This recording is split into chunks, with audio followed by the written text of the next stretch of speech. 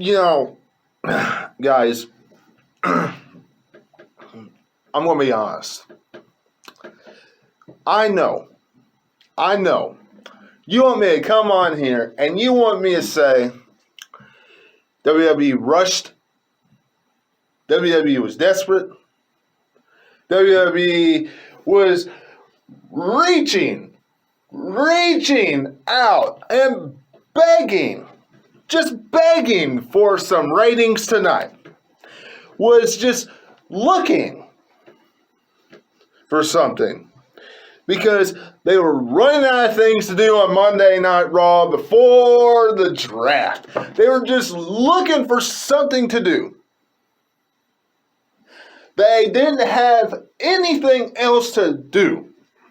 So what did they do? They rushed Big E cashing in.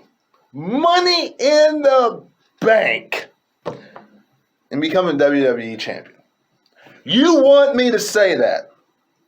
You want me to say Big E becoming WWE champion was rushed?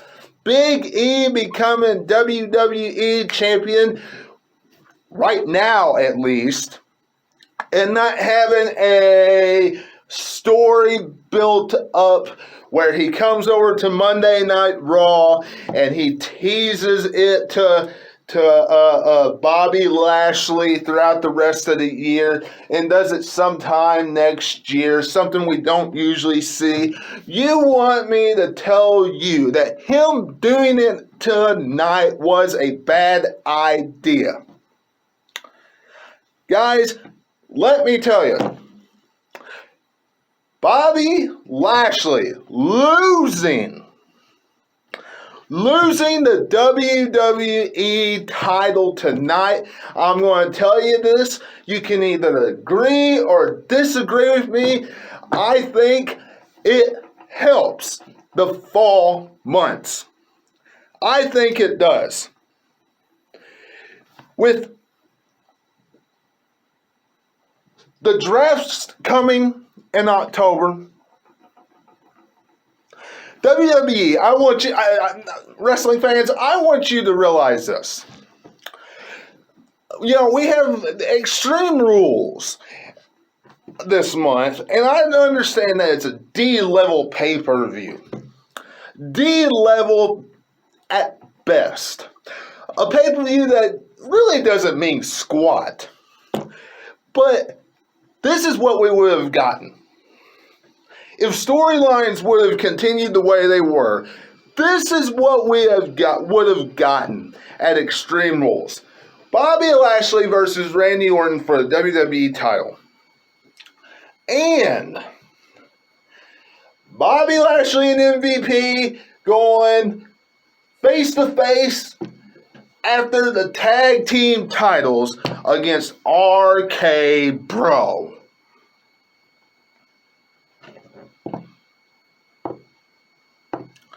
Now, you tell me, would you want to see that? Or do you want to see Big E taking on Bobby Lashley and then the other? Now, quite frankly, I don't want to see Bobby Lashley and MVP going after the tag titles. I don't. Leave MVP as a manager. That's where he belongs right now. You have the last 2 weeks, you put so much tag team wrestling on Monday Night Raw. Start actually building up your tag teams. You know, yeah, you had a tag team turmoil matchup last week. Kind of. You split half of it up in the beginning. You had saved the other half for the end. And then this week, you had a 6-man tag team matchup where the Viking Raiders and Drew McIntyre absolutely squashed, Jinder Mahal and Shanky and Veer. And then you had an 8-man tag team matchup where you just stuck all the tag teams, every tag team that you have on Monday Night Raw, and an 8-man tag. And let me tell you, if it was up to me, and if I was writing this, I would have cut the Charlotte and Shayna Baszler matchup a little bit, because that was simply there to enhance the story between Shayna Baszler and Nia Jax. I mean, you could say that it was there to help out the Charlotte Alexa Bliss storyline, but it really wasn't, because later on tonight, they announced that Shayna Baszler and Nia Jax were facing each other next week. So clearly we know why that match took place. You could have cut that short and gave us a couple tag team matches tonight. Nonetheless, you could have split up that 8-man tag team matchup, build up some tag teams, and here's a kicker.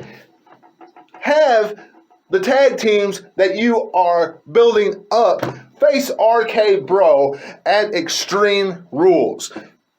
They'll lose to RK Bro, but you're not using Bobby Lashley and MVP, people who aren't a tag team to begin with.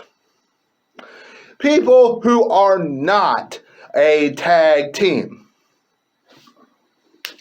What do I know? What do I know, though? Right? And I'm sure everybody out there is thinking the exact same thing. The exact same thing. You have all these tag teams. You're suddenly trying to push tag team wrestling. Well, if you're trying to push tag team wrestling, have tag teams get the number one, the contender spot. That's just me. But anyway, we had an 8-man tag team matchup, and Omos and AJ Styles actually picked up the victory. Omos was the one that got the 1, 2, 3, and I'm going to get this kicker for you. Come October 1st or October 4th, I don't see AJ Styles and Omos staying together. Those two split up, and honestly, I think that's not a very good sign for Omos. I just don't, because one of the things that's helping him right now is being with AJ Styles. I mean, that is a big thing helping him on Monday Night Raw. Kind of hiding some of those things he's not strong at inside the squared circle. Y'all let me know what you're thinking about all this so far in the comments below. A lot more to cover here on this Raw review, because let me tell you, as much, and really, this entire show was built and based around that cash-in. It was based around that cash-in. They had the tag team matches. They had Charlotte take on Shayna Baszler. But it was really based around the WWE title. That's what it was based around. You know, they had the United States Championship matchup. I, for one, was very, very pleased with that. I do feel sorry for Jeff Hardy that he's used pretty much as a punching bag anymore. You know, I'm glad he's not chasing the 24/7 championship like he did last week, but every time he comes out, he loses. He loses. Jeff Hardy, a jobber to everybody inside. Now, he lost to Damian Priest, so at least he's helping somebody that matters right now on Monday Night Raw. But still, Jeff Hardy should not be losing every single time he comes out to wrestle.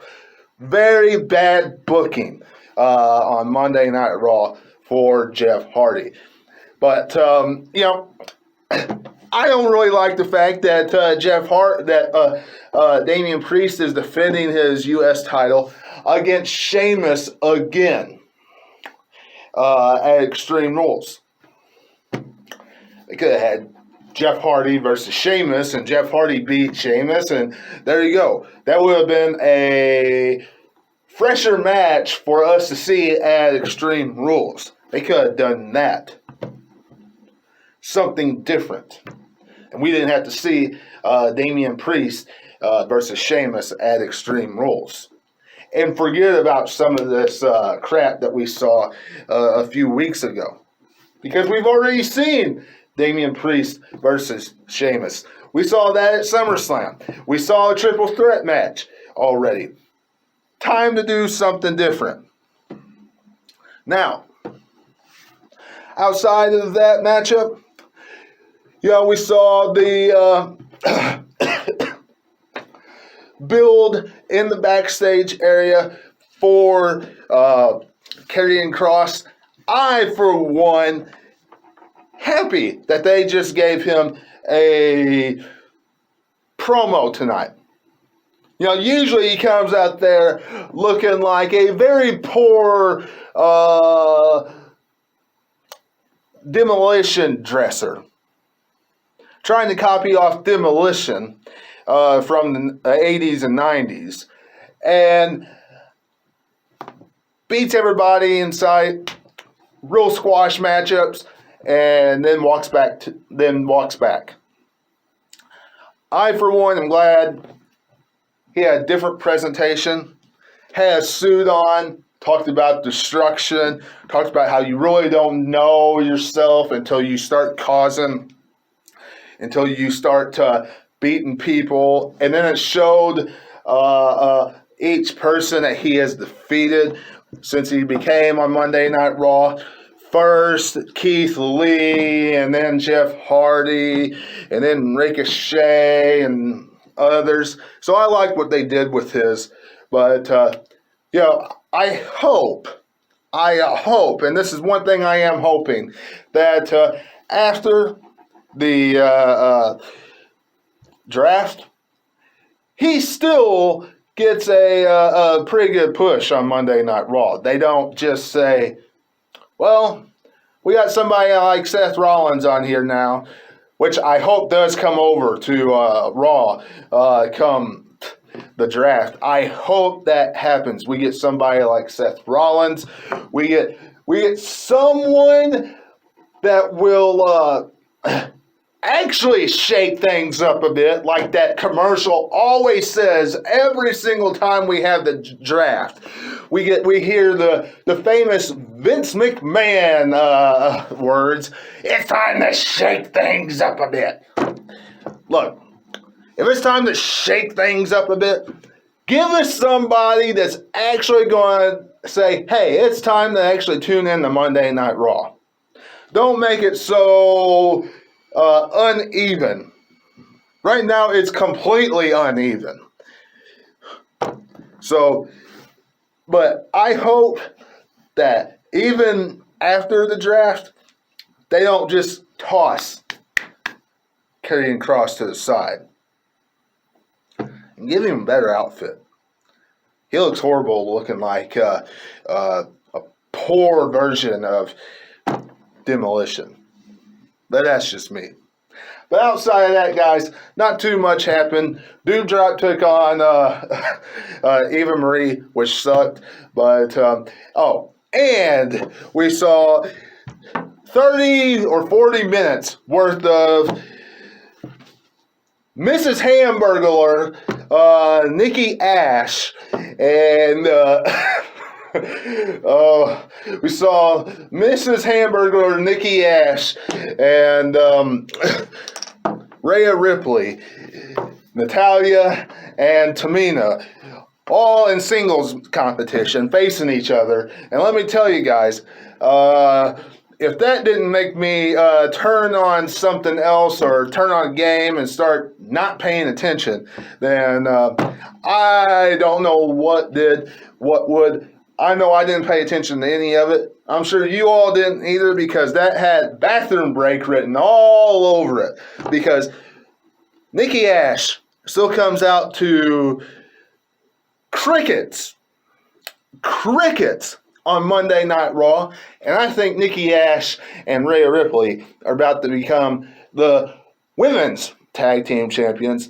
Another attempt in WWE trying to get Nikki Ash over as a character.